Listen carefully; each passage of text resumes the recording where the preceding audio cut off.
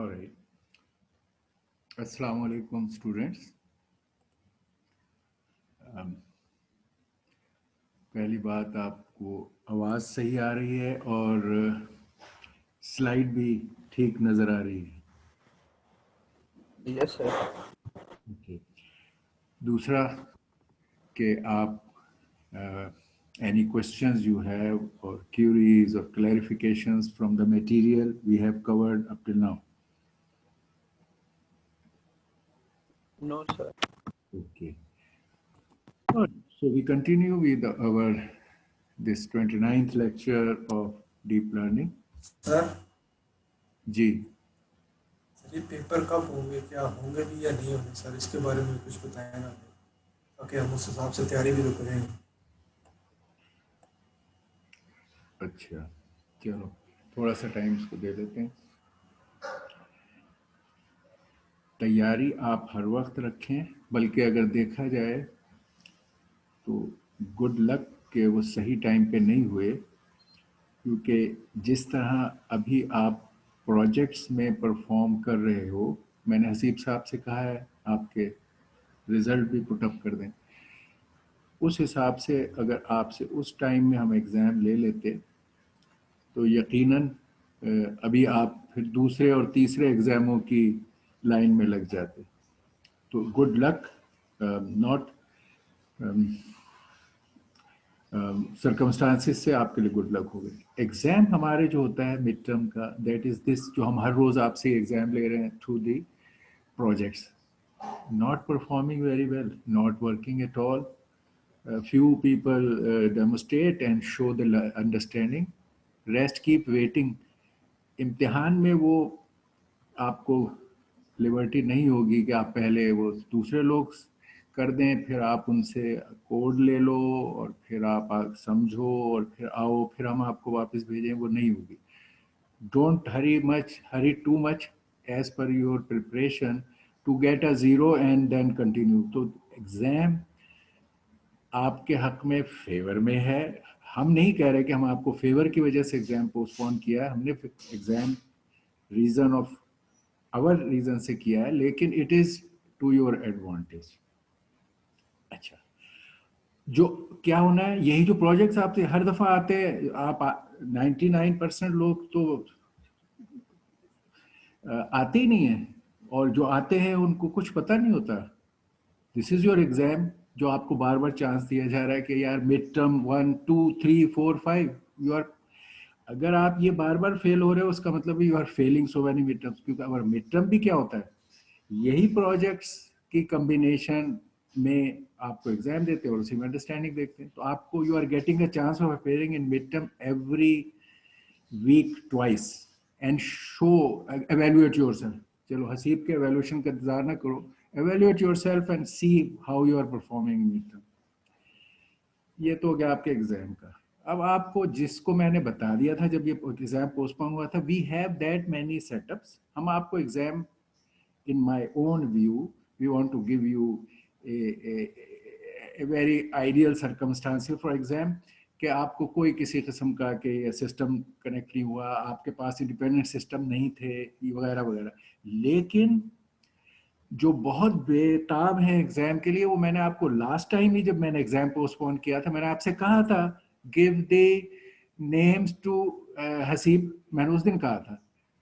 तो जिनका बहुत सीरियस मसला है उनके हम एग्जाम अभी भी कंडक्ट कर सकते हैं. यू नो इट कि we already have running systems installed in a limited way at हसीब्स हाउस. सो जो बहुत बेचैन है उनका एग्जाम हम ले लेंगे. आप अपनी नाम दीजिए हसीब साहब को, will conduct the exam.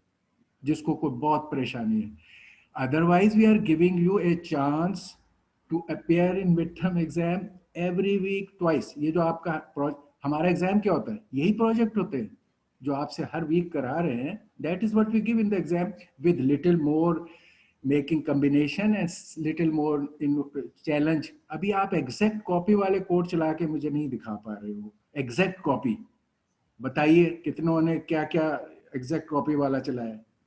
I have that.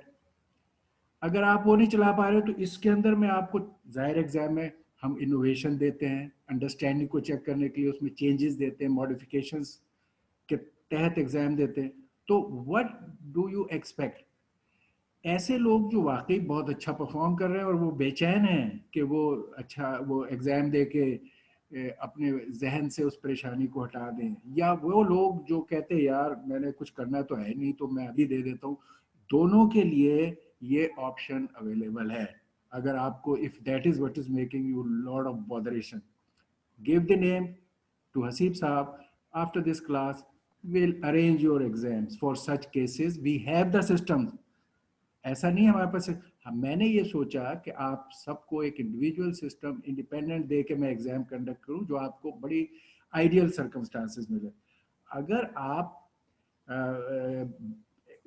अगर आप कम तादाद में हम लें तो हमें कोई मसला नहीं है। हम आपके एक एक वक्त में दो दो लोगों के, हम पहले भी जब आपके एवेल्युएशन करते हैं तो इस तरह ही करते हैं कि बारी बारी करते हैं, तो हम एक साथ आपसे वो एग्जाम ले लेते हैं और दो दो करके वो जो ऐसे केसेस हैं जो फौरी देना चाहते हैं उनकी हम एवेल्युएशन कर लेंगे।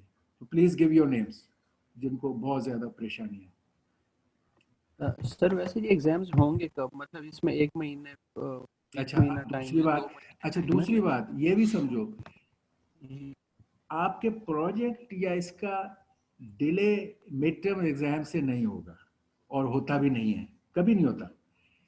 मिड टर्म एग्जाम इज कि हम आपसे हर प्रोजेक्ट ये ले रहे होते हैं, हम एक प्रोजेक्ट को एग्जाम डिक्लेयर कर दें और हम वो ले लें। इससे फाइनल एग्जाम की डेट ये नहीं होगा कि अगर mid term sometime gets delayed कि वो 8th वीक की बजाय अगर हम मिड टर्म 10th वीक में लेते या 12th वीक में लेते, final is still can be taken in its own time. तो मिड टर्म की अकरेंस का ये मतलब ये है कि मिड टर्म अगर 4 हफ्ते आगे होगा तो सेमेस्टर अगर हम सारे लेक्चर्स कर रहे हैं, आप तमाम प्रोजेक्ट्स कर रहे हो, तो you are in time to appear for the final. Mid बीच में किस जगह हम ले लेते हैं वो अप्रोप्रिएट टाइम पे हम ले लेंगे, जिनको बहुत जल्दी है उनका अब ले लेंगे। लेकिन इससे वो वरी भी नहीं है कि इससे कुछ सेमेस्टर की डिले का इसकी वजह से होगा। सेमेस्टर की डिले की अगर कोई और नया सर्कमस्टांसेस आए और उसमें फाइनल को किसी वजह से डिले करने का अमकान आया तो सेमेस्टर डिले उससे होगा। Semester delay mid term exam से नहीं होता कभी।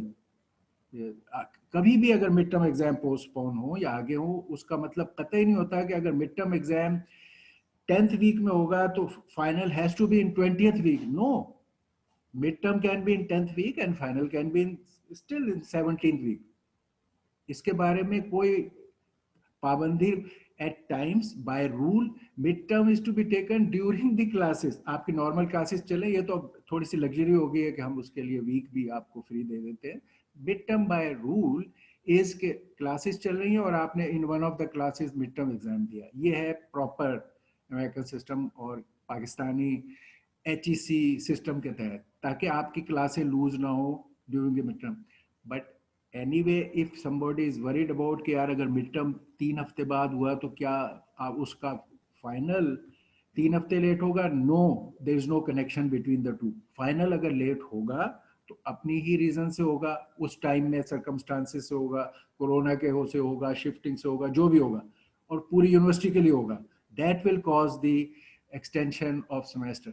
No mid term causes the extension of semester. तो डोंट वरी अगर कोई उस बात से वरीड है। और सर मिड टर्म मजीद कितना एक्सटेंड होगा, 1 week 2 week? I don't know, मैंने बता दिया यार, बेचैन लोगों के लिए अब है कंडक्टेड। सर बेचैन तो हम पूरी क्लास बेचैन हो रही है सर, तो सबका अगर ले लें आप सर। जिनके कोई, अच्छा चलो सबके लेना शुरू कर देते हैं। अब दो दो करके नेम देते जाओ, लिस्ट बना लो हसीब आज, और दो दो को आप हम कंडक्ट करते जाएंगे क्योंकि हमारे पास दो सिस्टम्स हैं। Will keep doing that. तो give your names to Haseeb, those people who wants to immediately want to appear in the mid term. दे दीजिए आप अपने नाम और हम उनको दो दो करके, क्योंकि सिस्टम हसीब के पास 2 है, हम उनको दो दो करके मिड टर्म उनके कंडक्ट करना शुरू कर देते हैं। ठीक है, वी विल डू दैट। आप दीजिए नाम हसीब को। सही है सर। उसमें टाइम कितना लगेगा, मतलब अगर दो हम देंगे? जितना भी लगे, हाउ डू यू बॉदर।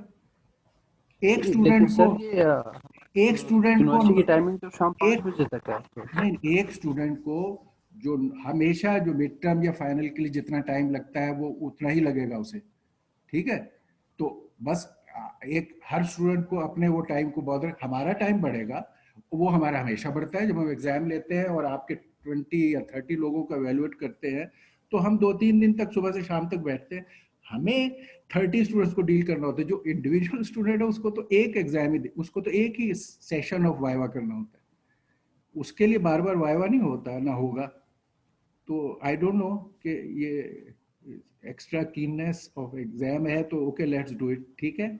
आप नाम दीजिए हसीब साहब को, और हम उसको एक सीक्वेंस से करते जाते हैं। डजेंट मैटर, आपके जिस तरह प्रोजेक्ट चल रहे हैं इसी तरह वो प्रोजेक्ट्स की ही एक शेप होगी। हम आपका एग्जाम ले लेंगे और फिर हम आपको बस once we take the exam, फिर हम नहीं बार बार एग्जाम लेंगे, ठीक है। Once we take the exam will take it properly and we will finally evaluate you. मतलब जिस तरह हम लैब में आपको बार बार आप आते हो और एक्सटेंशन के सर अभी नहीं किया अगली दफ़ा कर लूँगा, अभी नहीं किया अगली दफ़ा कर लूँगा करें, वो हम मिड टर्म में नहीं कर सकते, एग्जाम में हम नहीं कर सकते, ठीक है। तो प्लीज गेट प्रिपेयर्ड और let's do it, let's do it, give it the names to जो लोग बहुत जल्दी एग्जाम देना चाहते हैं, हम उनको कंडक्ट कर लेंगे। Give your names to Haseeb after the class, okay. Any other question? Sir सिर्फ ये पूछ रहे हैं कि सबका अगर कंबाइन होगा तो वो कब तक सेटअप लगा देंगे आप अपनी I have already 10 times said that. No, सबका वाले का I don't know. डेट या कोई वीक नहीं बताया कि इसमें बता दिया ना यार, हम सारा सेट कर दें। यार आपको सारे हल बता दिए, अब क्या चाहते हो और क्या करें? आपको बता दिया कि यूनिवर्सिटी के शिफ्टिंग वाइज सबका इकट्ठे लैब सेटअप का वी डोंट नो। एग्जाम जो जल्दी देना चाहते हैं वी कैन नाउ कंडक्ट, बस खत्म हो गई बात, और क्या चाहिए? मतलब ना एग्जाम देने, अब आपको अगर कहो कि सर मैं सारे क्लास का ठेकेदार हूं, तो sorry we don't accept you as a ठेकेदार ऑफ द होल क्लास, ठीक है। आप अपना आप बताइए, आपने एग्जाम देना तो दे दीजिए। आपने सर असल में सारे हम ग्रुप में यही डिस्कशन कर रहे होते हैं, अब यहाँ पे सारे अच्छा तो नहीं कर बोल लो, सकते, तो डिस्कशन करके अवेल, डिस्कशन करो ग्रुप पे और उसके बाद अवेल दीज टू ऑप्शंस जो मैंने आपको बताए। I think they cover everything, they cover everybody, ठीक है। Please avail it. अब आपको हम जितने अवेल ऑप्शन होते हैं हम सारे दे देते हैं आपको, आप अवेल करो। अब आपको नहीं, मैंने किसी को भी अवेल नहीं करना, लेकिन मैंने डिस्कशन करनी है, तो वो हम सारे क्लासें इन्हीं डिस्कशंस पे तो नहीं ना जाया कर सकते कि आपका शौक पूरा करते रहे, काम भी करना है ना साथ साथ। Okay sir. और हमारे प्रोजेक्ट्स का भी एक बहुत अच्छा खासा वेटेज होता है। Please show your performance there also, I don't see that. आप अगर बैंक कर रहे हो कि कोई खाली मिड टर्म से सारे मसले हल हो जाएंगे, no, we have a very big percentage on projects since the time this online हमने शुरू किया है, since last 2 semester it is a very heavy percentage. I don't see you either appearing or showing any, or midterm is these projects। तो इन अ वे आपको जो लोग को time मिल रहा है दे मे गेट दैट बेनिफिट। हम उनको टाइम इसलिए दे रहे हैं कि यार अगर ये प्रिपेयर्ड हो जाएगा ज्यादा बेहतर, तो बेहतर एग्जाम दे लेगा। लेकिन जो कहता है नहीं मैं तो एग्जाम देना है और फिर कहीं जाना है, तो भाई दे लो एग्जाम, दे दो एग्जाम, ठीक है। अब आपको नहीं मैं तो एग्जाम दूंगा मगर मुझे सारी दुनिया की फिक्र है कि उनका क्या होगा, सॉरी आपका ये काम नहीं है, कोई ठेका नहीं दिया हुआ आपको। सर असल में मैं इसलिए बात कर रहा हूँ क्योंकि आप अगर 10 और बंदे भी यही क्वेश्चंस करें सेम क्वेश्चंस, तो कितना टाइम वेस्ट होगा, तो इसलिए मैं उनके बिहाफ पे बात कर रहा हूँ। आप बिहाफ कर रहे हैं, आपको मैंने सारे आंसर दे दिए। अब आप, यस सर मैंने सारे सुन लिए, आज हम इस पे डिस्कशन कर लेंगे और अगर जिसने पेपर जल्दी देना होगा हम सर रिसीव को नाम सबमिट करा देंगे। तो बस यार अब हो गया ना, कवर हो गया यस सर ना, हो गया। तो अब यस आगे सर। चले ना, अब काम भी तो करें ना। Yes sir. Let's do, let's move. Sir continue. Okay, तो पहली बात ये कि हमने इससे पहले जो डिस्कशन शुरू की थी आर्टिफिशियल न्यूरल नेटवर्क्स की, इसको हमने सबसे पहले नो हिडन लेयर वाले को डिस्कस किया, परसेप्ट्रॉन मॉडल, और उस पर 3 एग्जाम्पल्स को देखा। ये 3 एग्जाम्पल, ये उनके कोड हैं जो हमने की, जो आपकी लैब में भी है, टुडेज लैब। इसमें हमने देखा कि और एंड एक्सक्लूसिव और तीनों को इम्प्लीमेंट किया।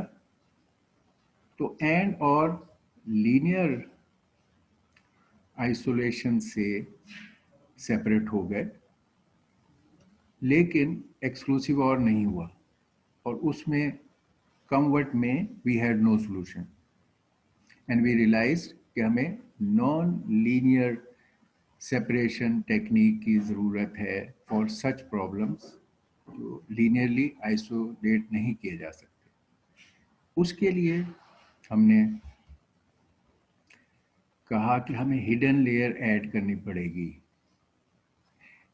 खाली इनपुट और आउटपुट लेयर से हम ये काम नहीं कर सकते,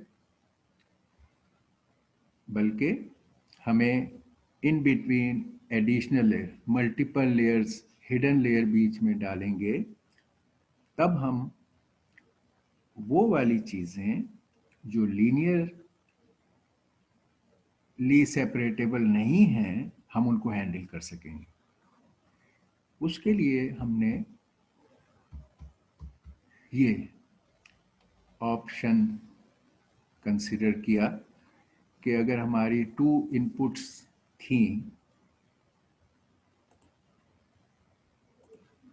अगर हमारे यहाँ 2 इनपुट्स थी, तो और ये पहले आउटपुट थे, हम पहले ये क्या कर रहे थे, ये 2 इनपुट्स और ये output, no layer in between. अब हमने कहा we add this layer which is called hidden layer and improve the model to handle non-linearly separable options. यही मॉडल को अगर हम बी वाले पार्ट को हटाना चाहें तो हम same thing becomes as this, कि अब ये 2 नोड्स के 2 लेयर थे और फिर ये फाइनल आउटपुट थी। अब इसमें ये 3 हो गए क्योंकि इनपुट में हमने 1 इंक्रीज कर दिया, और उसके लिए ये वेट्स यहाँ डाल दिए, और हमने उसके मुताबिक ये 1 ऐड होने से ये लेयर अब 3 3 1 का मॉडल हो गया। Same for doing the same job, the job is there are 2 inputs and 1 output. And or exclusive or के लिए यहाँ कम्बिनेशन देते हैं, यहाँ उसकी आउटपुट देखते हैं और उसको फिर देखते हैं कि सही है या नहीं। इसी काम को करने के लिए अगर बी को हमें कंबाइन करें तो ये मॉडल बने। सो 2 2 1 से 3 3 1 हो गया। इसकी हमने पहले फॉरवर्ड प्रोसेसिंग के एंगल को समझने के लिए we took the values on all layers। ये वो 3 3 1 वाला जो मॉडल था, उसको पहले हमने फॉरवर्ड डायरेक्शन में क्या कंप्यूटेशन होती है, यहाँ बीच में वेट का मैट्रिक्स है, ये हमारे एक्स के वेक्टर्स का इनपुट डाटा फ्लो है, वेक्टर बाय वेक्टर, और इसी तरह फिर यहाँ पर ये x और w की multiplication which involves individual multiplication and summation dot product यहाँ आती है, और उस पर हम अप्लाई करते हैं एक्टिवेशन फंक्शन, उससे ये रिजल्ट बन गए। हमने इनकी कैलकुलेशंस भी डिटेल से देखी to understand what is happening here. फिर हमने इस लेयर को कि now these are the inputs, और वही प्रोसेस आगे multiplying by weights and summing them, finding the dot product and then applying the activation function. ये प्रोसेस जारी रहता है टिल द टाइम जब आप फाइनल उस पर आ जाते हैं जो क्लासिफिकेशन वाला स्टेज है, आउटपुट, तो वहाँ आप आउटपुट फंक्शन अप्लाई करते हैं, जो भी आपका रूल है। इस पे हमने कैलकुलेशंस की और हमने देखा कि ये रिजल्ट्स आए। ये यहाँ कैलकुलेशन की डिटेल थी जो वहाँ मैं देख रहा हूँ, ये वो ईच 0 और 1 और 1 को वेट्स से मल्टीप्लाई करके सम किया और हमने इससे एक्टिवेशन फंक्शन जो इस केस में सिग्मॉइड फंक्शन था तो ये सिग्मा अप्लाई किया और ये आंसर आया। और इसी तरह बाकी दो वैल्यूज़ के भी आंसर जो वहाँ डायग्राम में शो हैं वही हैं। ये उससे नेक्स्ट स्टेज पर जो हमने कहा कि अगेन ये हिडन लेयर पर जो वैल्यूज़ थी उनको वेट्स से अगली उससे मल्टीप्लाई करके सिग्मॉइड अप्लाई किया तो ये आंसर आया। इस पर आउटपुट फंक्शन अप्लाई की जो इस केस में स्टेप फंक्शन हमने डिसाइड की थी तो उसके बेस पर अगर ये अबव 0.5 है तो 1 और बिलो 0.5 है तो यहाँ मैंने आपसे बताया था करेक्शन 0.5 की कर लेते हैं। तो ये रिजल्ट इस असूल पे इसमें मैंने आपको ये भी बताया था कि ये हो गया फॉरवर्ड पास। जब नंबर ऑफ स्टेजेस बढ़ते जाएं तो ये जो एरर को देखना और उसको करेक्ट करना हर मल्टीपल लेयर्स पे वेट्स को एडजस्ट करना बिकम्स मोर चैलेंजिंग। तो फिर इन मॉडल्स में people work and they found out the back propagation algorithm के आउटपुट को देखकर उसमें एरर को फाइंड करके हम किस तरह तमाम लेयर्स के वेट्स को इटरेटिवली और रिकर्सिवली एडजस्ट कर सकते हैं। तो इस प्रोसेस को ऑटोमेट तरीके से करने के लिए थ्रू प्रोग्रामिंग जो हमें स्लोप हम इस्तेमाल कर रहे थे when we had the 2 dimensional problem और हम स्टेप करके और मीन पे चले जाते थे, वो वाला मामला अब multiple chain of partial differential के ज़रिए उस प्रॉब्लम को हम सॉल्व करते हैं। यानी अगर हमने फाइनल आउटपुट टू वेट ये तो वही रेशो है, कभी एरर की हमें कमी करनी है तो ये derivative slope of error compare to the weight, ये वाली बात है हमारी। और अब वो एरर से आउटपुट का पार्शियल, फिर आउटपुट से नेट वैल्यू का पार्शियल, फिर नेट वैल्यू से वेट का। तो ये देखिए डब्ल्यू ई से सिग्मा ई से सिग्मा डब्ल्यू ही का रेशो है जो यहाँ है, sigma E to sigma A, partial differential of E with respect to partial differential of weight. इसको हम स्टेजेस में again as a chain of partial differentials करके इसमें कैलकुलेट कर सकते हैं। That is the backward pass के लिए चेन ऑफ पार्शियल डिफरेंशियल्स। इस बात को इस्तेमाल करके अब वेट्स में like the previous case correction apply की जाएगी और इस तरह एरर को मिनिमाइज किया जाएगा। जो हमने फिर इसके कोड को देखा कि ये काम बैक प्रोपगेशन को इम्प्लीमेंट करने के लिए पाइथन में क्या कोड होना चाहिए, और ये हम इस we went through this code कि पाइथन में ये फॉरवर्ड पास और back pass for with multiple layers in between किस तरह उसको कोड कर सकते हैं, ये हमने इसको डिस्कस किया। अच्छा, इसको समझ that is what we did कि हमने बैक प्रोपगेशन, फॉरवर्ड प्रोपगेशन और उनकी इम्प्लीमेंटेशन इन पाइथन ये हमने स्टडी की। ये इसका कंक्लूजन हमारा, अब हम चाहेंगे कि ये जो हमने देख लिया तरीका कि हिडन लेयर ऐड करें या मल्टीपल लेयर्स बीच में हो और उनको ऑटोमेटेड तरीके से एरर को देखकर वेट्स को एडजस्ट करें ताकि एरर कम हो by using the back propagation, ये अब हमने सीख लिया। और मकसद हमारा क्या था कि अब हम वो वाले प्रॉब्लम्स जो हम हल नहीं कर सके थे by just without hidden layer based perceptron like model में जो हम फेल हो गए थे can we now handle those problem? और वो बेस्ट हमारे लिए था कि हमने उस टेक्निक से एक्सक्लूसिव और वाला मसला हल नहीं कर सके थे हम।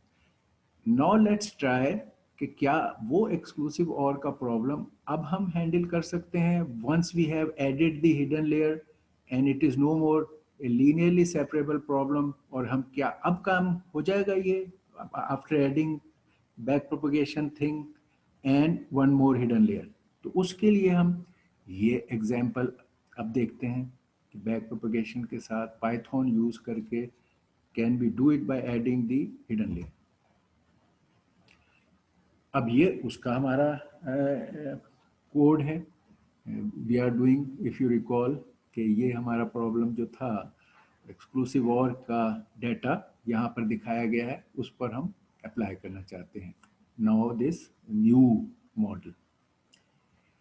मेन चीज ये है जो, इफ यू रिकॉल, के difference between the and or exclusive और खाली यहाँ डेटा सेट पे था कि इसके इस कम्बिनेशन ऑफ इनपुट्स के लिए ये आउटपुट्स हैं, ठीक है। तो इसमें हम अब इसको ट्राई करना चाहते हैं। ये चीज़ें वही हैं कि हमने ये इंपोर्ट किया इस लाइब्रेरी से ये न्यूरल नेटवर्क का मॉड्यूल जिसको हम इस्तेमाल करेंगे, और numpy से np के तौर पर, और ये हमारा डेटा सेट है जिसको हम हैंडल करना चाहते हैं।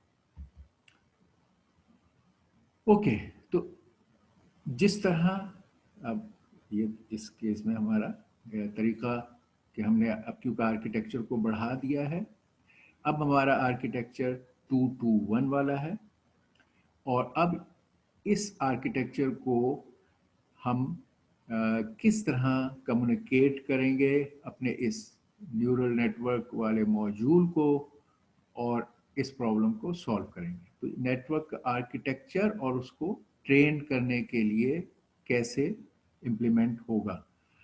तो पहली बात ये कि हम आर्किटेक्चर को डिफाइन करेंगे, आर्किटेक्चर को स्टेट करेंगे टू दिस। ये हमारा जो न्यूरल नेटवर्क वाला मॉड्यूल है, इसमें यहाँ आर्किटेक्चर की कॉन्फ़िगरेशन हम देते हैं पहला parameter as a list of sequence of nodes, number of nodes from input side till output side। तो हमारे input पे 2, hidden layer पे 2, आउटपुट पे 1, ये हमारा भी आर्किटेक्चर है। तो हम इसको आर्किटेक्चर कम्युनिकेट करते हैं, structure of our multi layer neural network. और दूसरा जो इसमें अभी हम एज ए डिफॉल्ट वैल्यू भी दी हुई है, but it is for us के इस नेम्ड वेरिएबल को हम अपनी मर्जी से एडजस्ट भी कर सकते हैं। तो यहाँ पर फिलहाल 0.5 एज ए अल्फा, ये वो स्टेप है कि जब आप न्यूरल नेटवर्क में मिनिमम की तरफ जाते हैं तो how big a step you take to move to try to next values. इन 2 पैरामीटर्स के साथ इस मॉड्यूल में हमने इस क्लास को जो ये बनाई थी, इसको इंस्टेंशिएट किया और ये ऑब्जेक्ट nn के नाम से बना दिया अपने इस आर्किटेक्चर और स्टेप साइज को लेके। अब हम इस न्यूरल नेटवर्क पर ट्रेनिंग को अप्लाई करना चाहते हैं। तो ऑब्जेक्ट नेम यूज करके या इंस्टेंस नेम यूज करके n.fit, फिट का फंक्शन ट्रेनिंग के लिए है, जो बाय नाउ हम इसको मल्टीपल टाइम यूज कर चुके हैं। You are fitting the data to the model, इस सेंस में इसका नाम फिट, इस मेथड का नाम यूज होता है जो ट्रेनिंग के लिए इस्तेमाल होता है। तो nn.fit, इसको हम ये 3 पैरामीटर्स दे रहे हैं। एक हमारा जो टोटल डेटा सेट है, बिग X का मतलब है matrix of small x vectors, कि हमारा अब डेटा का साइज अगर x एक वेक्टर का ये है small x, let's say 1 line में जब फ्लैटन हम कर देते हैं तो ऐसे कितने वेक्टर्स हम फीड कर रहे हैं। अगर इस एग्जांपल में हम कहें तो हमारी हर input small x is of 2 values, both binary values हैं, ऑफ 2 एलिमेंट्स और ऐसे हमारे 4 डाटा के वेक्टर्स हैं. So each vector is of size 2 and there are 4 vectors and it is a 4/2 की matrix which is this X, big X. Y is the output जो है label correct answer क्या है. करेक्ट आंसर इस case में हमने देखा है कि it will be an array of single answers, यानी y एक आंसर पहले वेक्टर का, फिर दूसरा दूसरे का, तीसरा, तो there be 4 elements, binary elements in an array जो y होगा आउटपुट वैलिड आंसर्स का. और ये नंबर ऑफ ईपोज, इस केस में we are saying we will run 2000 epochs. Epochs का मतलब क्या था, जो मैंने आपको बताया कि आप एक दफा पूरा डेटा सेट चलाते हैं, जो कि इस केस में स्मॉल है, 4 वेक्टर्स का डाटा फीड करेंगे आप एक दफा, दैट इज 1 ईपो. एक दफा इटरेट करना, टोटल डाटा को एक दफा इटरेट करना इज 1 ईपो. और फिर इसी तरह इस पूरी चीज को 2000 टाइम्स हम रिपीट करना चाहते हैं इस ट्रेनिंग के ऑप्शन में.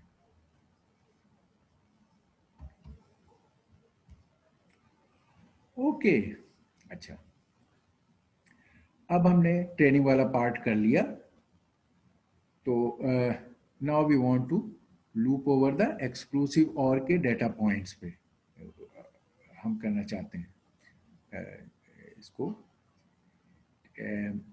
प्रिडिक्ट करने के लिए अब डाटा को टेस्ट करेंगे, प्रिडिक्शन लेंगे और फिर अब उसकी परफॉर्मेंस एवेल्युएट करेंगे. अच्छा, तो ये हमारा सेम लूप है जो मैंने आपको बताया था कि Python allows us to have 2 indexes on 2 datas of matrices और वेक्टर्स, जिनमें पॉइंट करने के लिए 2 इंडेक्सेस को एक फॉर लूप में हम कर सकते हैं, अगर यहाँ इन 2 को आप ये जिप के उससे कंबाइन करें. तो which means it will go through x vectors 1 by 1, taking that input here, 1 vector of input, and y में it will take 1 value of correct answer in target, और इसको बारी बारी ये लूप लेता जाएगा. पहला वेक्टर पहला आंसर, दूसरा वेक्टर दूसरा आंसर, तीसरा वेक्टर, ये इस तरह ये लूप चलेगा. तो अब इस लूप में हमारे ये जो न्यूरल नेटवर्क का मॉड्यूल है, हमारा NN क्लास, उसके प्रेडिक्ट मेथड को यूज करके which will carry out the calculation. Predict का मतलब है कि आप ये फॉरवर्ड पास की कैलकुलेशंस कर रहे हैं, उसमें multiplying of vectors with weights, summing, applying segment. तो ये आप प्रेडिक्ट का मेथड इस्तेमाल हम यहाँ कर रहे हैं, nn.predict. ओके, इसका जो आंसर इसकी कैलकुलेशन से आया हमारे, वो हम यहाँ पर इस वेरिएबल में डाल रहे हैं. जब हमने इस मेथड से इसको, इस इंस्टेंस के इस मेथड को जब अप्लाई किया, तो हमें जो उससे कैलकुलेशन का आंसर आया वो ये प्रिड में हमने डाला. ठीक है, अब आपके बाद फिर यही कि हम वो आगे के, अगर प्रिडिक्शन इज ग्रेटर देन 0.5 तो हम 1 करेंगे, अगर प्रिडिक्शन इज लेस देन 0.5 यानी एल्स, तो हम यहाँ 0 डालेंगे. तो ये हमारा आंसर, स्टेप का आंसर आ गया, स्टेप में वो आंसर आ गया. इस प्रिडिक्शन को जो हमने पीछे देखा था 0.506 है, तो हमने कहा 1 हो जाएगा, ये वो वाली इंस्ट्रक्शन है. जैसा हम अक्सर करते हैं और यहाँ भी कर रहे हैं कि हम अपने हर स्टेज पर एट डिफरेंट प्लेसेस जहाँ इम्पोर्टेंस है, we keep printing our results so that we know how far we have gone rightly and what is now where the error occurred or problem happened in terms of not syntax error तो आपको उसी वक्त जब आप statement देते हो तो वो आपको सिंटेक्स एरर, तो इवन आप अपनी लॉजिकल एरर वो भी आप इसमें देख सकते हो।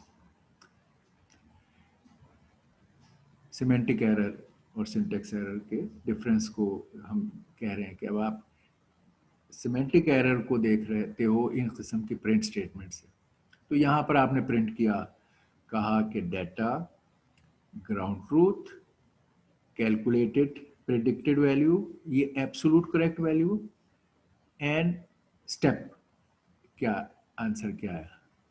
ये चार चीज़ें आपने प्रेडिक्ट की, तो डॉट फॉर्मेट के आगे ये आप ये स्टेटमेंट्स इसमें डालते हो, कोट मार्क्स में हर जगह आप ये करली ब्रैकेट्स जो जो चीज़ें चाहते हो वो डाल देते हो। फिर इनमें ये चार चीज़ें जो 1 2 3 4 आगे वेरिएबल्स दिए हैं, ये उस लोकेशन पर आपके प्रिंट आउटपुट में फिट हो जाते हैं। तो यहाँ आपका x जो कि इनपुट वेक्टर है, यहाँ आपको टारगेट वैल्यू विच इज यहाँ पर आपने ली है target value for that particular case, target correct value, यहाँ कैलकुलेटेड वैल्यू, और यहाँ ये स्टेप का आपका वैल्यू का आंसर। ये चार चीज़ें आपने प्रिंट करके यहाँ देख ली। तो इसको अगर अब हम देखें ये पूरे कोड को इस नए सिनेरियो में जिसमें हमने एक हिडन लेयर ऐड की और बैक प्रोपेगेशन एल्गोरिथम को इस्तेमाल करके कैलकुलेशन की, तो ये हमारा रिजल्ट आया। एक तो ये चीज़ें कि आपने यहाँ लॉस की वैल्यू डिफरेंट स्टेजेस ऑफ ईपो के हर 100 ईपो के बाद आपने लॉस का जो वहाँ पर वैल्यू थी उसको प्रिंट किया। ये आपको बता रहा है और शो कर रहा है कि जैसे जैसे आप अपने ट्रेनिंग को बढ़ाते गए, ईपोस का तादाद बढ़ रहा है, हमारा लॉस कम होता जा रहा है, ये डिक्रीज हुआ। शुरू में 0.509 था और आहिस्ता आहिस्ता जब आप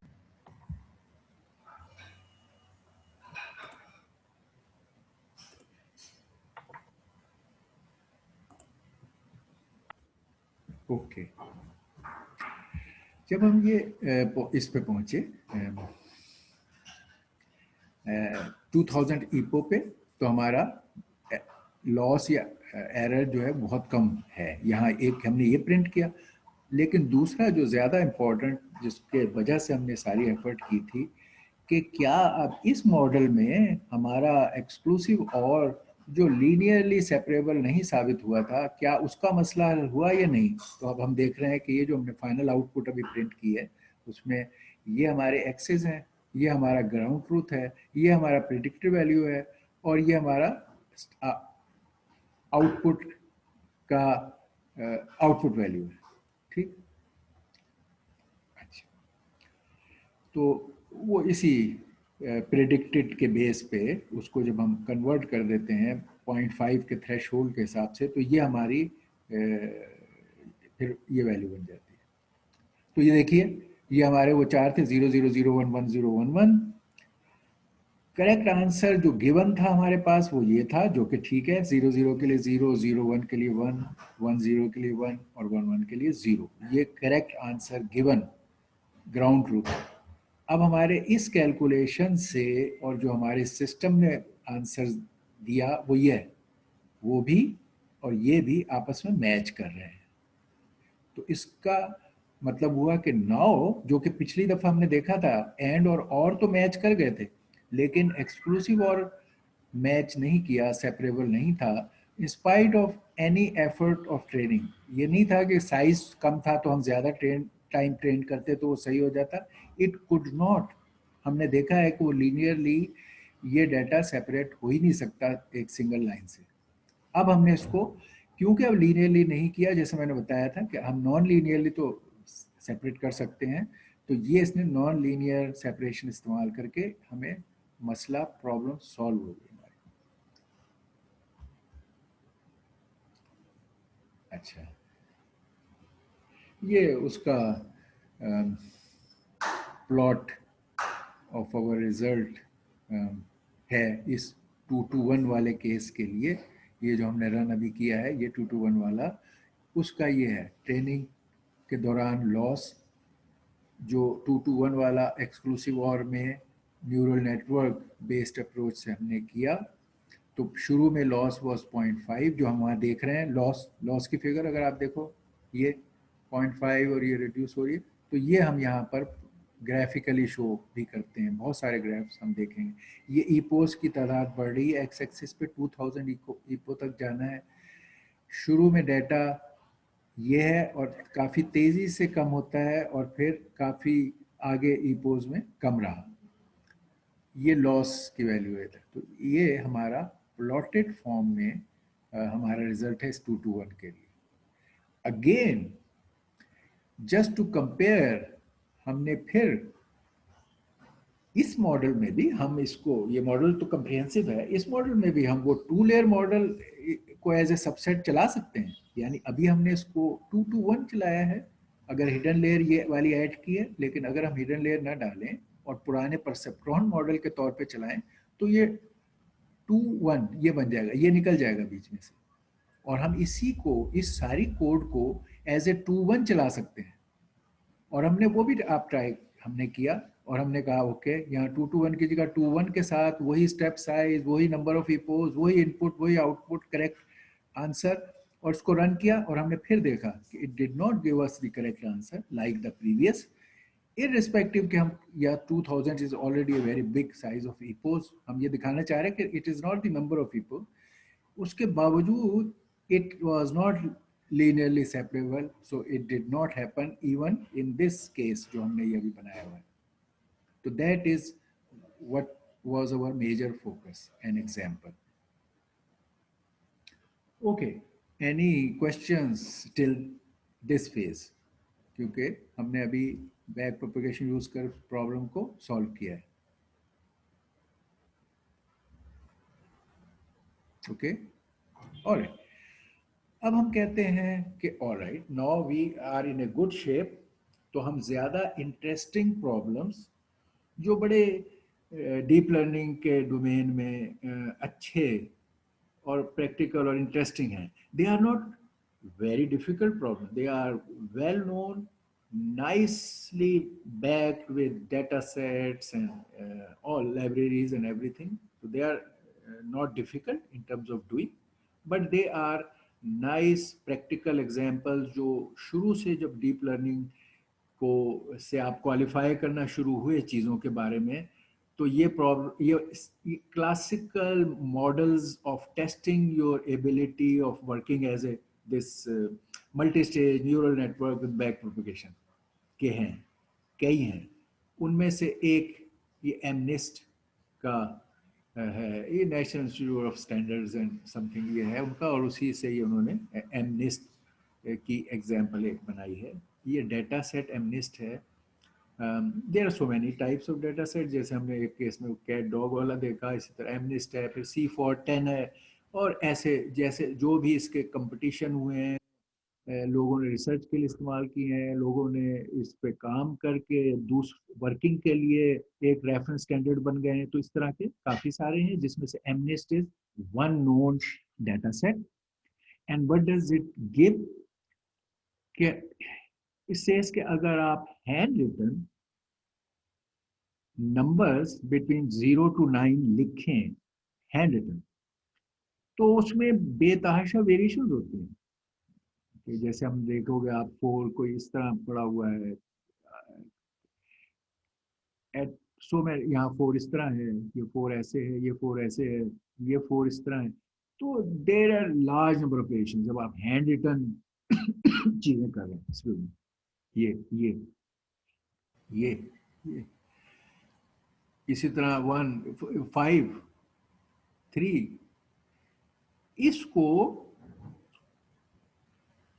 इसको बाय यूजिंग द इमेजेस को, हम कंप्यूटर को इन वैरायटी ऑफ नंबर्स के इमेजेस शो करें और वो पिक्सल लेवल पर उस चीज को देख के समझे और वो बताए कि 0 से 9 तक इन एनी वैरायटी के ये लेट ये नंबर क्या है, ये इस हमारे उसका एम है इस प्रोजेक्ट का। ओके, तो ये हैंड रिटन डिजिट रिकग्निशन आप हम इसको कहते हैं, hand written digit recognition. Okay, तो ये जो एमनेस्ट का डेटा सेट है, ये उसका एक पार्ट दिखाया है, इट्स बिगर। जब आप इसका फुल मॉडल अगले में इस्तेमाल करोगे तो समथिंग आई थिंक 70,000 और समथिंग, और इसका अभी स्मॉलर मॉडल इस्तेमाल करेंगे तो वो कोई 1800 वाला केस जो अभी इस्तेमाल कर रहे हैं, और बाद में फिर 17,000 और समथिंग होगा। ओके, तो ये data set is built into the scientific kit for learning machine learning, SCI kit learn में ये एमनेस्ट का डेटा सेट जो है वो बिल्ट इन है, यानी बहुत सारे डेटा सेट जो बार बार इस्तेमाल हो रहे थे। जैसे हमें जब वो वाला आपको डेटा सेट चाहिए था तो you were searching and finding, लेकिन बहुत से डेटा सेट जो कॉमनली इस्तेमाल हुए वो लोगों ने अपनी लाइब्रेरीज में भी अवेलेबल कर दिए। तो ये वाला सेट जो एमनेस्ट का है, it is built into the scientific kit learn की लाइब्रेरी में, और इसके अंदर ये मैं कह रहा था 1797 एग्जाम्पल डिजिट्स हैं। अच्छा, एक्चुअली ये 8x8 ग्रे स्केल इमेजेस के तौर पर आप इस्तेमाल कर रहे हैं इसमें 8x8 के। ओरिजिनल जो थे देवर 28x28, यानी ईच डिजिट पर एक पिक्चर 28x28 साइज की थी, जिसको 8x8 ग्रे स्केल इमेजेस के तौर पर हम यहाँ इस्तेमाल कर रहे हैं। तो हमारे कॉन्टेक्स्ट में पिक्सल्स की तादाद इस बात से तय होगी, ओके, जो हमारे पास यहाँ है। तो 8x8 से it will B A 64 dimension vector. ये 64 डायमेंशन का मतलब वो ये है कि आपके एक flattened vector of input will be of 64 elements, और हर element will have a one corresponds to 1 pixel. So 8 into 8, 64 pixels in a vector. Okay. ये हमने बता दिया कि हमारा इस एक्सपेरिमेंट का मकसद है कि we should be able to classify the hand written digits between 0 to 9. Okay, अच्छा, अब हम वी विल ट्रेन अपना वही न्यूरल नेटवर्क इम्प्लीमेंटेशन इस सबसेट ऑफ एमनेस्ट। सबसेट हम इसलिए कह रहे हैं, actual set was much bigger, उसका 1800 के अराउंड वाला सबसेट इस्तेमाल हो रहा है, स्मॉलर दैट्स। तो अब हम इसके लिए ट्रेन करेंगे अपने न्यूरल नेटवर्क को। उसके लिए ये हमारे पहले पैकेजेस, एज यूजुअल हमें पैकेजेस चाहिए होते हैं। तो सबसे पहले तो हमने यही कि इस लाइब्रेरी से न्यूरल नेटवर्क का इंपोर्ट किया module, like the previous case. ये हम लेबल बाइनराइजर, इसकी हम और डिटेल भी देखेंगे कि एक लेबल को एज ए बाइनराइज करने के लिए हमें क्या टेक्निक चाहिए, और उसके लिए हमारे पास ये मॉड्यूल इस लाइब्रेरी से, sklearn की लाइब्रेरी से हम इंपोर्ट कर रहे हैं। फिर sklearn की मॉडल सिलेक्शन लाइब्रेरी से हम ट्रेन एंड टेस्ट स्प्लिट, जो पहले भी हमने इस्तेमाल किया, वो इंपोर्ट कर रहे हैं। और इस तरह sklearn की मैट्रिक्स के एवेलुएशन मैट्रिक्स जो हम आउटपुट पे प्रिंट करते हैं, उससे हम इंपोर्ट करेंगे classification report. And you remember कि हम एंड में ये क्लासिफिकेशन रिपोर्ट जब आउटपुट जनरेट करना चाहते हैं और बताना चाहते हैं परफॉर्मेंस क्या है, तो हम इसको इस्तेमाल करते हैं। और इसी तरह sklearn से ये डेटा सेट, sklearn में जो मैंने आपको बताया डेटा सेट्स का प्रोविजन बिल्ट इन है, हम उस डेटा सेट से ये ले रहे हैं। इस पार्ट के ट्रेनिंग और टेस्टिंग के लिए जो डेटा चाहिए वो हम इसकी अवेलेबल बिल्ट इन लाइब्रेरी में जो डेटा सेट्स हैं वहाँ से ले रहे हैं. तो that makes our life easier also, and a reliable thing readily available. Okay तो सबसे पहले जाहिर है सीक्वेंस ऑफ इवेंट्स में यही होगा कि सबसे पहले आप एमनेस्ट का डेटा सेट को लोड करेंगे डिस्क से, और ये जो साइंटिफिक लर्न की लाइब्रेरी है उसके हेल्पर फंक्शन को यूज करके डिस्क से रैम में हम डेटा लाते हैं टू प्रोसेस थिंग्स. तो okay, load MNIST data set, apply min max scaling to scale the pixel intensity value to the range 0 and 1. Each pixel is represented by 8 into 8. ये हम discuss कर चुके हैं कि एक पिक्स हर image जो है वो 8 by 8 पिक्सल्स का है, विच मीन 64 डायमेंशन का फीचर वेक्टर है. इसको हम फीचर वेक्टर कहते हैं इनपुट को सेट को. और उसको उनकी वैल्यूज को हम स्केल करेंगे. इंटेंसिटी वैल्यूज जो हमारी 20 से 255 हैं, ये ब्लैक एंड वाइट इमेज है, तो जो वो वैल्यूज हैं उनको हम स्केल करने के लिए बिटवीन 0 to 1, यानी जब 255 है तो 1 हो, जब 0 है तो 0 हो, तो हम उसको 255 से डिवाइड करके और स्केल करके और एक किस्म का इन बिटवीन फ्लोटिंग नंबर्स की रेंज में इस्तेमाल करेंगे. इन द रेंज 0 to 1 और स्केल्ड. चलें, तो हमने सबसे पहले प्रिंट कर लिया जो आप जब ये नेस्ट के सैंपल्स और डेटा सेट को जो है जो लोड आपने कहा मैं लोडिंग कर रहा हूँ, तो ये मैसेज आपने एक किस्म का प्रिंट कर दिया कि भाई मैं डेटा सेट ले रहा हूँ. ये आपको आउटपुट पे आखिर में नजर आएगा. तो ये आपका वो डेटा सेट्स जो बिल्ट इन इसके अंदर मौजूद था, उसका लोड डिजिट. डेटा सेट्स में एक डेटा सेट डिजिट्स वाला है, तो उसके लिए ये लोड डिजिट्स का मेथड है कि डेटा सेट्स के से जो आपने बोट किया है उससे मेथड लोड डिजिट्स यूज करके उसको आप अपने सिस्टम में ले आए, लोड कर लें और इस्तेमाल करें, रैम में लाना चाहते हैं. तो ये अब आप डिजिट्स के इस वेरिएबल में आपने उसको इस डेटा सेट को एक्वायर कर लिया. फिर इसको ओके आपने इस डिजिट्स वाले जिसमें ये डाटा लिया है उसको डाटा एस टाइप और ये फ्लोट टाइप इसकी आपने फ्लोट असाइन कर दी इस डाटा के लिए. फिर इसके अंदर वैल्यूज को आपने जो हमने बताया था स्केल कर देते हैं हम, तो वो यही है, ये स्केलिंग है कि आप किसी चीज़ की स्केलिंग का सिंपल तरीका है जो हम यहाँ ओके मैं आपको बता ड्रॉ करके देख लेते हैं. ये क्या कर रहे हैं हम कि आप ये हमारा पूरी रेंज ऑफ डाटा है, ये मिन डाटा का मिन है.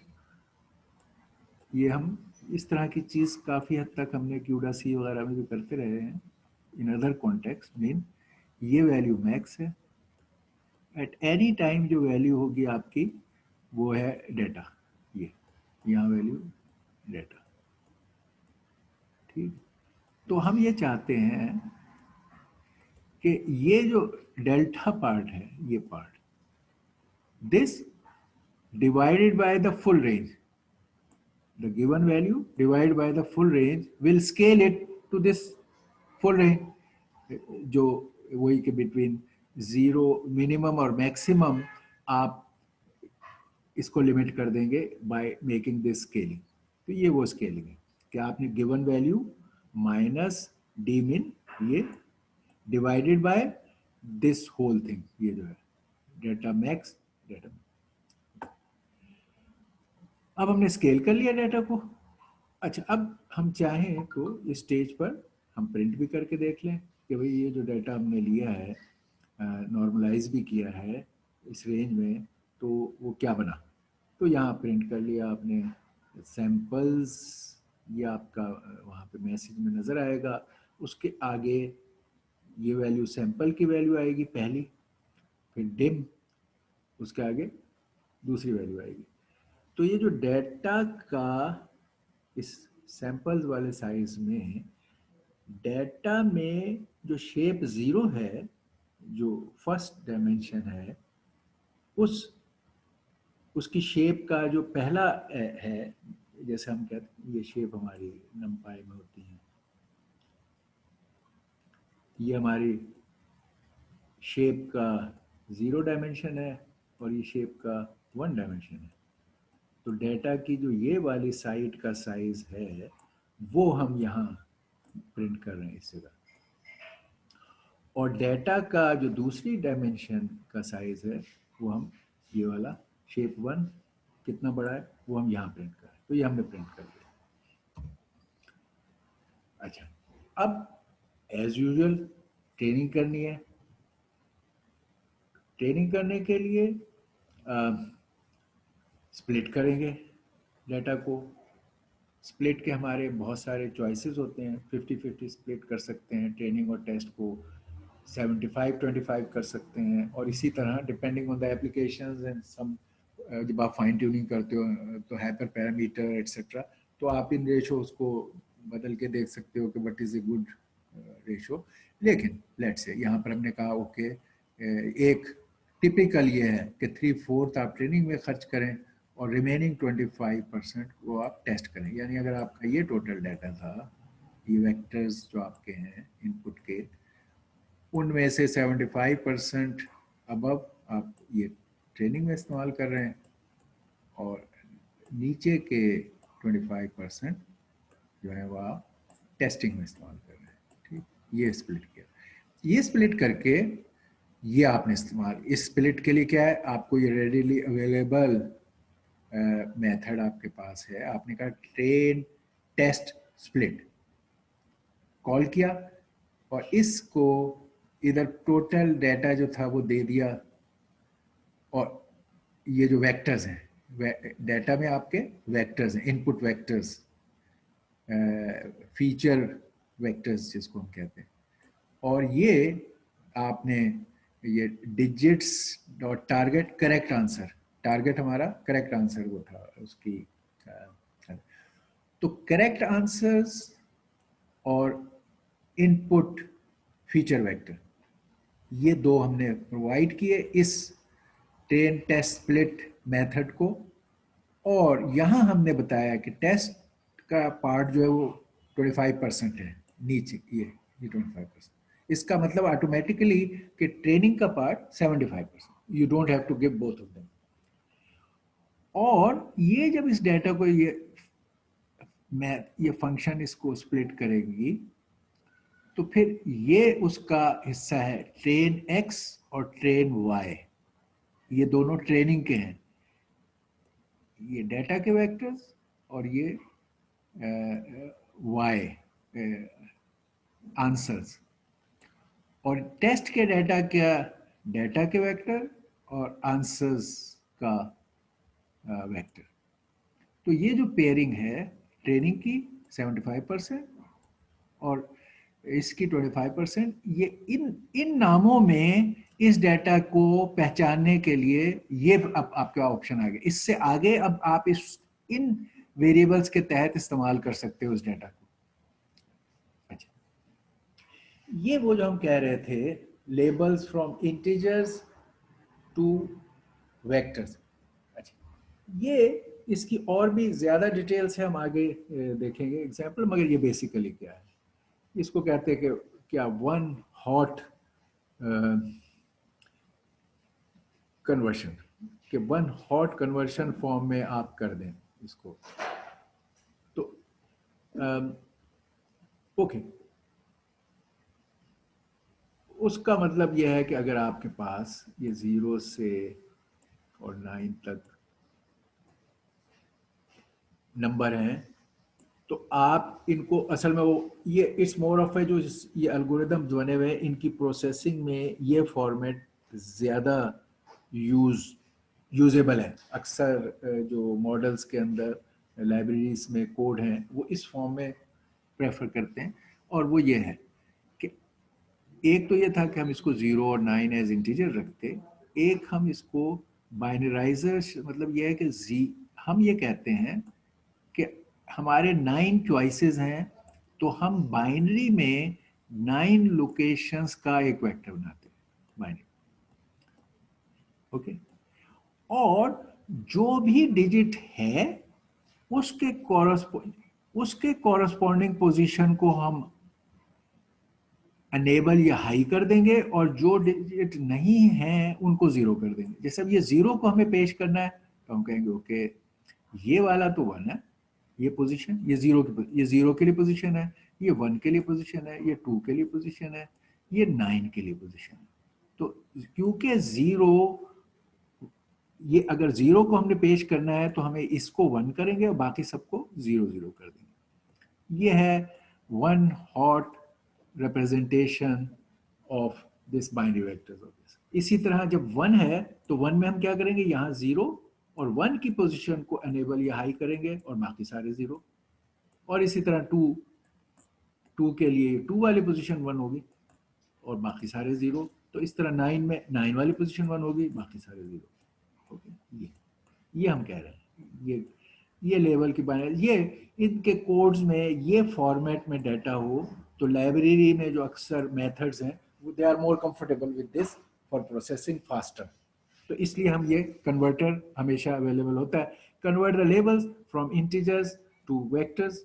और आपने ये कहा कि लेबल बाइनराइजर, ये हमने वहाँ इंपोर्ट किया था लेबल बाइनराइजर, ये लेबल बाइनराइजर sklearn की प्री प्रोसेसिंग की लाइब्रेरी से हमने इंपोर्ट किया हुआ है।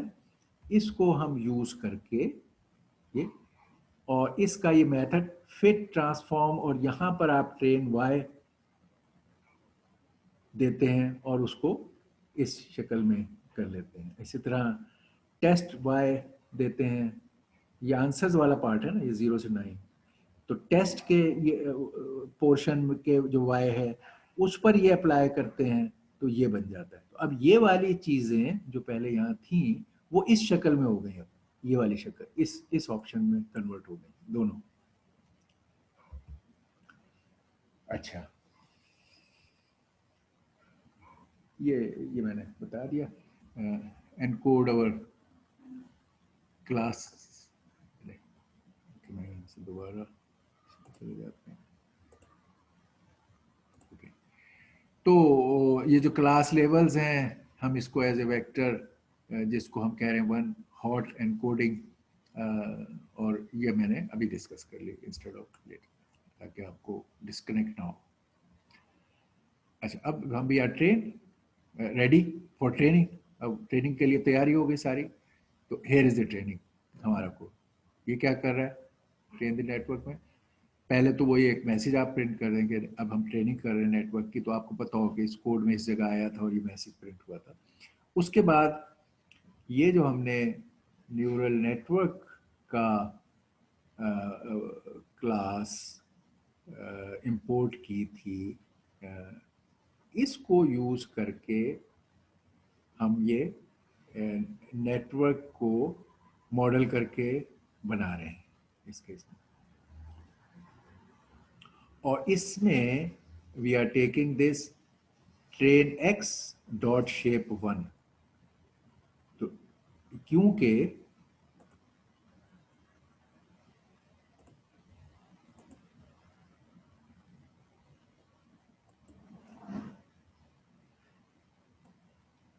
ये मैंने आपको अभी बताया था कि x के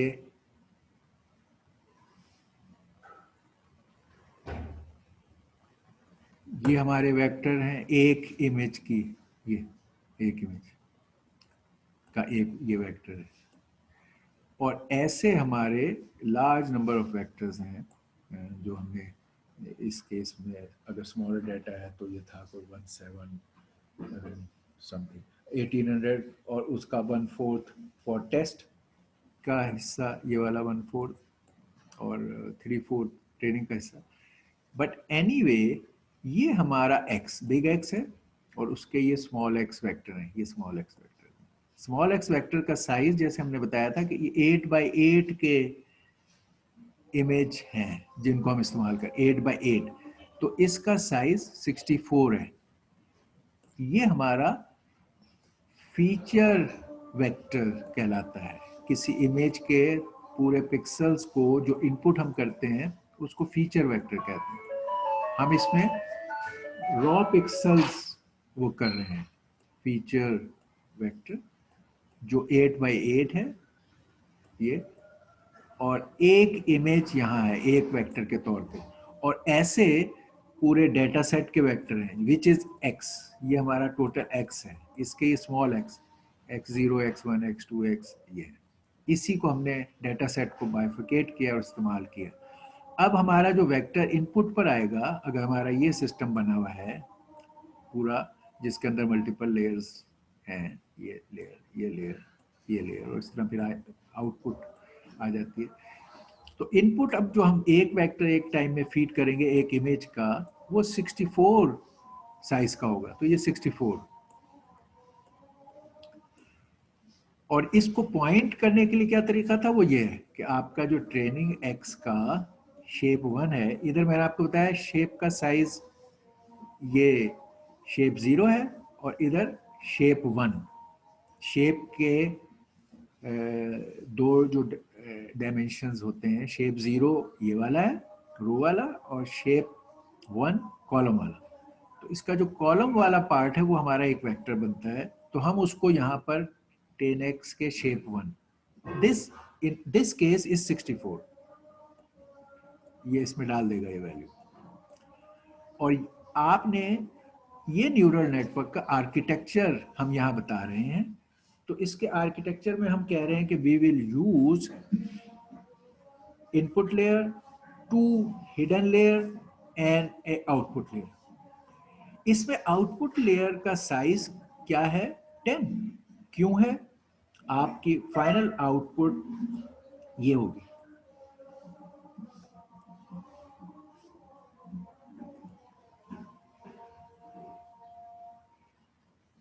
ओके, आपकी फाइनल आउटपुट ये होगी जो ये बताएगी आपकी फाइनल आउटपुट में 0 से लेकर और 9 तक हमारे ये आ रहे हैं, 0 से 9 तक ये आउटपुट्स आ रही हैं हमारे पास। ठीक है, ओके।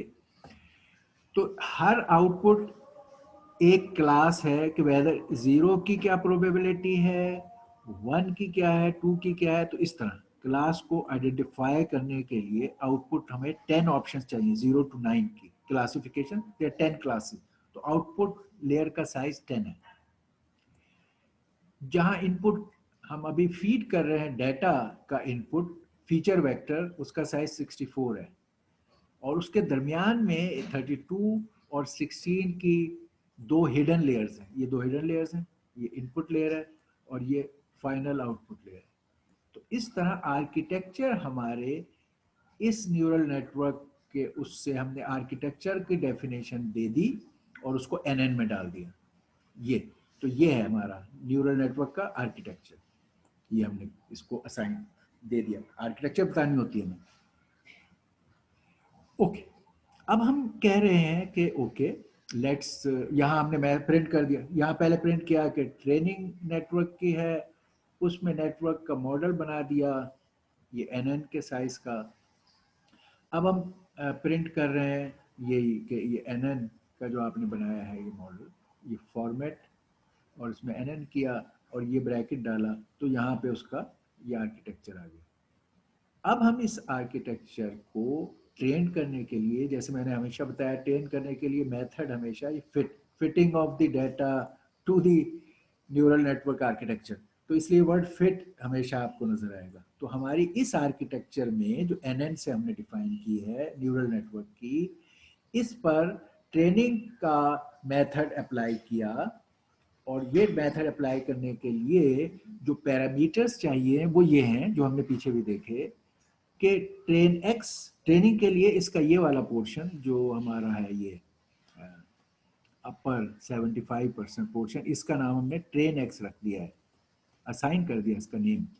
तो इस ट्रेन एक्स पर और इसके कॉरस्पॉन्डिंग जो आंसर्स हैं, करेक्ट आंसर, वो ट्रेनिंग के लिए y x, ये वाला हिस्सा ट्रेनिंग का x, ये वाला ट्रेनिंग के लिए y। तो इन दो पर कि what is the correct answer, what is the total data set, and how many time you will run this complete set. यानी ट्रेन x में जो पूरा डेटा है, विच इज से 1800 का 3/4, सही, ये पूरा डाटा एक दफा जब रन होगा तो दैट विल बी 1 ईपो। तो ऐसी 1000 ईपोज हम चलाएंगे ट्रेनिंग में। दैट इज हाउ वी से, ये अभी कुछ भी नहीं है, इस very small data, small number of epochs. So real challenge कम, जिसकी वजह से हम कहते हैं कि हमें जीपीयू और ये सारी चीज़ों की जरूरत पड़ गई, कि it is such a big calculations. जब ये हिडन लेयर के साइज बढ़ेंगे और हर लेयर में नंबर ऑफ नोड्स का साइज बढ़ेगा, तो दिस बिकम्स ए ट्रेमेंडस कैलकुलेशन। और इसमें आपको यह हाई परफॉर्मेंस कंप्यूटिंग जो आप जानते थे और ये जीपीयू वगैरह, ये आपके काम आते हैं to make it in a manageable time. जब तक ये मैनेजेबल टाइम में चीज नहीं हो पा रही थी, people thought that this artificial intelligence has failed. It cannot, people made promises and they could not meet it. तो हमें ये gradually अभी हम देख रहे हैं कि कैसे ये काउंट बढ़ता है। तो 1000 ईपोज हमने पूरे डाटा की रिपीट की हैं to train the thing, okay. और इसका साइज ये है आर्किटेक्चर का, ओके। अब हमने ट्रेन हो गया, तो अब हम एवेलुएट करेंगे on the test data. Training हो गई, अब टेस्ट डाटा पे जाएंगे कि भाई जो रिमेनिंग 25% है, ट्रेनिंग के बाद उसको देखेंगे how good we have trained it and what is its performance. अब ये वो स्टेज आ गया हमारा। तो ये हमारा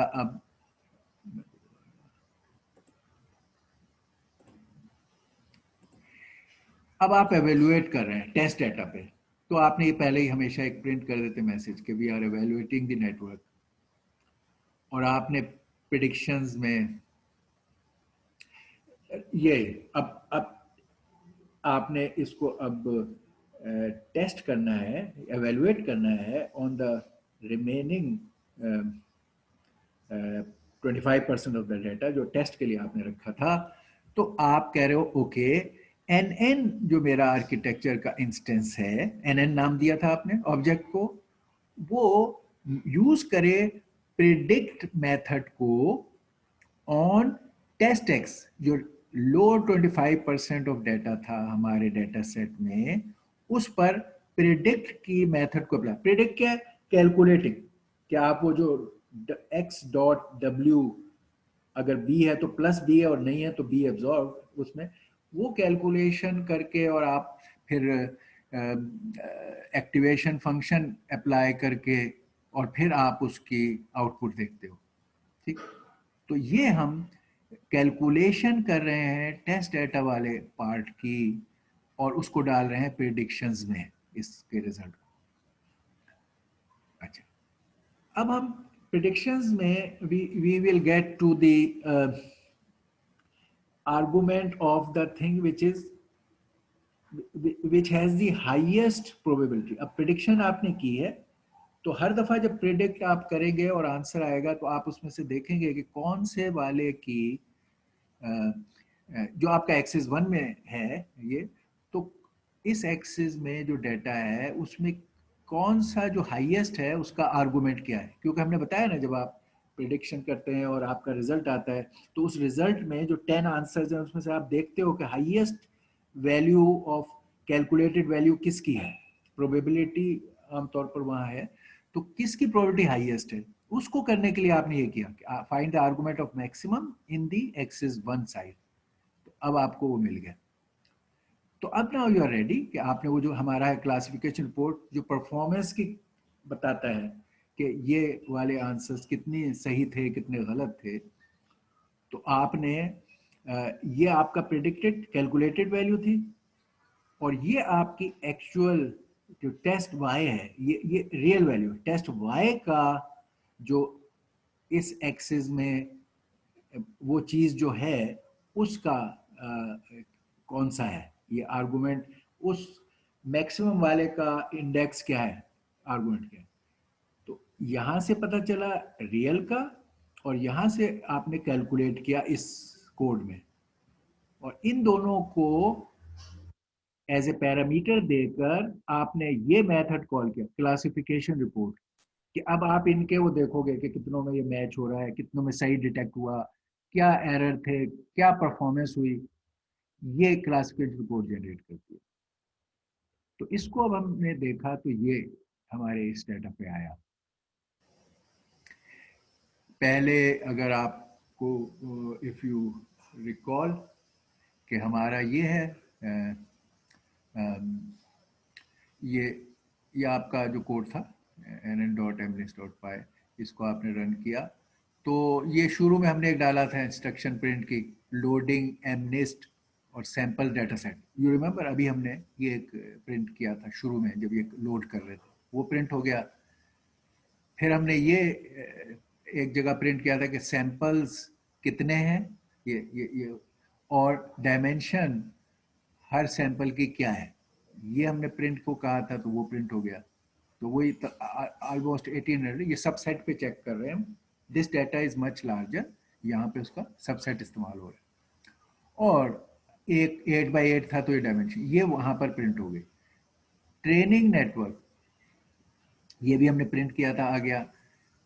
न्यूरल नेटवर्क को प्रिंट किया था और वहां वो ये साइज दिया था कि x is 1 और फिर 32 16, तो ये न्यूरल नेटवर्क की आर्किटेक्चर जो थी उसको हमने प्रिंट की इंस्ट्रक्शन दी थी, वो प्रिंट हो गया। अब जब ये रन हो रहा है तो इसमें ये वाली चीज जो है हमारा वो ये चीजें हम कह रहे हैं ये ईपोज हैं, हर 100 ईपो के बाद आपको ये रिजल्ट यहाँ प्रिंट हुआ है टिल 1000 ईपोज, और उसमें लॉस की वैल्यू ये साथ यहाँ प्रिंट हो रही है। जो शुरू में लॉस ये है, इट इज बिग, जैसे जैसे नंबर ऑफ ईपोज इटरेट हो रहे हैं ट्रेनिंग के दौरान लॉस कम।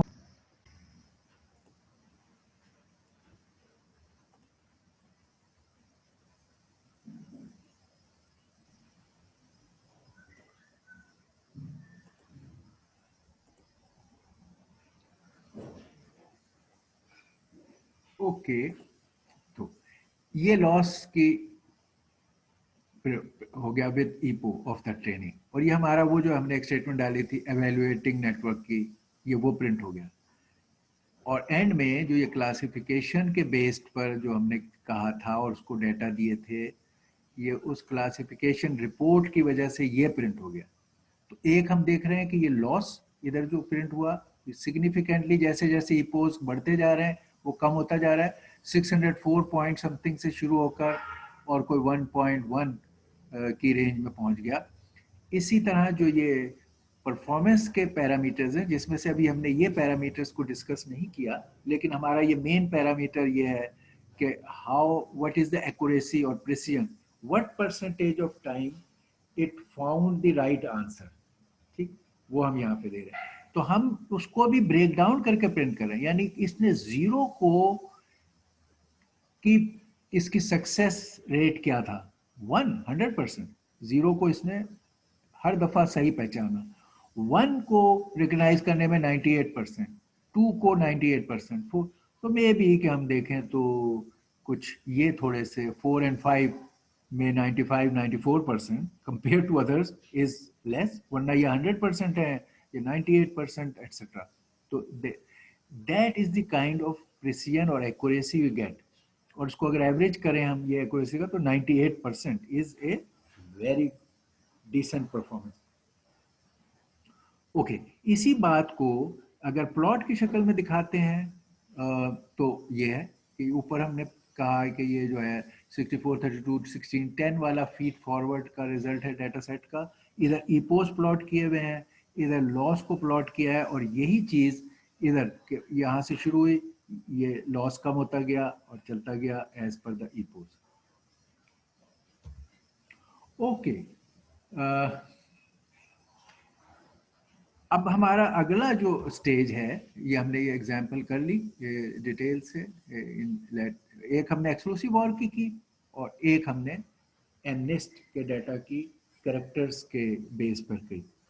और हमने देखा कि now we because of this back propagation and multi stage behaviour having the hidden layer, we can perform, first of all we can solve certain problem जो लीनियरली सेपरेबल नहीं थी, और फिर हम देख रहे हैं कि even performance wise they are working better. ये हमने अभी तक प्योर पाइथन में दोनों एग्जाम्पल को रन किया है। बेसिक पाइथन से हर लेवल पे लाइब्रेरी यूज करके हमने ये मॉडल बनाए, उनमें ये तमाम ट्रेनिंग की, उसका हमने परफॉर्मेंस एवेल्यूशन। यही काम जैसे मैंने आपको पहले भी बताया था, with a better level of abstraction and more making easy for us, user friendly and more built for solving such problem came from a well-known library, Keras। ये कि मल्टी स्टेज न्यूरल नेटवर्क्स को जो हमने अभी किया है, neural networks को solve, इसको हम केरास की वेल नोन लाइब्रेरी से भी सॉल्व कर सकते हैं। हम मे बी कि हम पहले इसी ये जो मल्टी स्टेज, ये जो अभी हमने कैरेक्टर्स को 0 to 9 के लेटर्स को रिकग्नाइज करने का भी एग्जांपल देखा है बाय पाइथन डायरेक्टली, इसी को हम फिर केरास से देखेंगे। It will become much more much better higher level of abstraction model to solve such problem. तो अब हम इसी को केरास में सॉल्व करेंगे in our next lecture. Okay. All right. Any question so far? आप यहाँ तक कोई question है आपका? We have completed linear without hidden layer neural network models as perceptron and tried to solve various artificial neural network problems there. We got some success. We failed somewhere. Then we added a hidden layer. After adding the hidden layer, again हमने Python को use करके और libraries को use करके और back propagation के features को इस्तेमाल करते हुए उन्हीं problems को जो हमसे लीनियरली सेपरेबल में नहीं हो रही थी, हमने उसको पाइथन में कर लिया। और अब हम कह रहे हैं कि यही चीज एक ज्यादा बेहतर और powerful library, well known library Keras, इससे हम सॉल्व करेंगे इन दोनों प्रॉब्लम्स को जो हमने पीछे की हैं, और हम देखेंगे कि how it becomes more efficient to do this thing. तो अब बताइए, एनी क्वेश्चन सो फॉर?